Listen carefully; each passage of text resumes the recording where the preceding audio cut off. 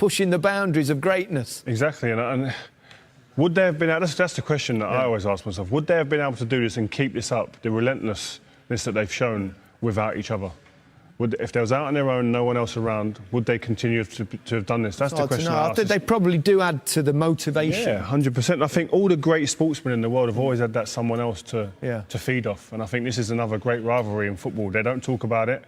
Seems like there's a bit of a respect between them. They don't ever mention each other, really. But they're just phenomenal to watch. And people try and make comparisons of who's better, etc. Just enjoy them, man. We're lucky They're very to be in different this time. footballers as well, in many ways. And what makes one better than the other? Yeah, forget the comparisons. They're setting standards. We're taking them for granted. We're expecting goals in big games to change games. They do it week in, week out. They're out on their own. As you say, completely different, but enjoy them. And even though they give off a different persona from the outside, and we see them differently, that hunger is the same. It just looks differently from the outside. They're both pushed on. They both want to beat each other, which has created this monster in both of them.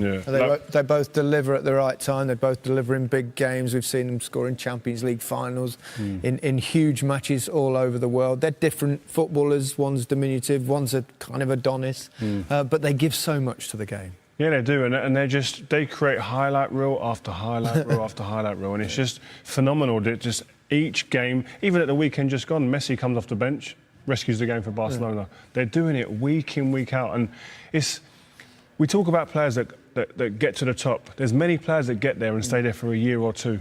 Yeah, these lot have been there for 10, 12 years doing it, and when you look back and you start looking at the stats, like we said before the game, he's almost, I think he's a goal off 650 goals, Ronaldo. That is more than I had appearances. How about you? Similar? Yeah, similar. It's like, it's ridiculous. So to see it when you put it down like that, these guys are just breaking rules. It's difficult for everybody else. You can't live with that. No. When individuals that good in a team, it makes it very hard for every other team to deal with. You can talk about players from different eras, and that's kind of unfair as well because things change in the game. The pitches are much better now that they play on. The facilities are better. The diet, everything is much better, isn't it, now? So it's hard to compare players from different generations. But the numbers... The numbers, the statistics of these two are truly extraordinary. Yeah, that's what stands out. And the game is a lot quicker, I have to say now. So these things probably level themselves out. Great players in different eras will be great players anyway. But as you say, the numbers make a difference. People can overlook stats. You can't. They smack you in the face. The stats are incredible. To say that he's scored more goals than appearances for Real Madrid, 650. I mean, that's abnormal. I mean, I don't want to butt you up too much, you two guys, but you two world-class players, and you sit there.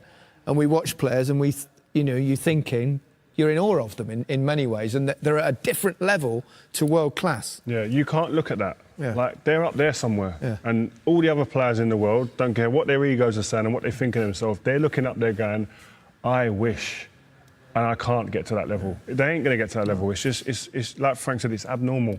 But what I would say about what it gives a team when you've got a player like that in your team, the confidence that spreads throughout the team that we do our jobs right, we just get it right ourselves, keep the back door shut, no goals against. He will score us a goal. He'll get us a chance minimum. I remember when I played against Diego Maradona and met him on a couple of occasions, obviously the '86, the World Cup game where, not the handball goal, the other goal. It was the one time in my whole career where I felt like I ought to applaud. I mean, you get those sort of moments of players having a respect for genius. Yeah, and that, sorry to interrupt, Frank, but them type of goals, like, as a football fan, I remember the commentary on that goal. You know, that turns, a little squat man. Like, you remember things like that. It's like today, people remember where they were when that goal went in. And likewise, Zidane goal in the Champions League final. These goals create great memories, and you remember that occasion and that time, what you was doing, what you was wearing, etc. Unbelievable. I think, well, I can't split them at the moment, but I think they are over all the eras. And, you know, we see old videos, it's not easy to compare, but the ruthlessness, not just the ability, but the hunger and the ruthless finishing. And the longevity. Longevity,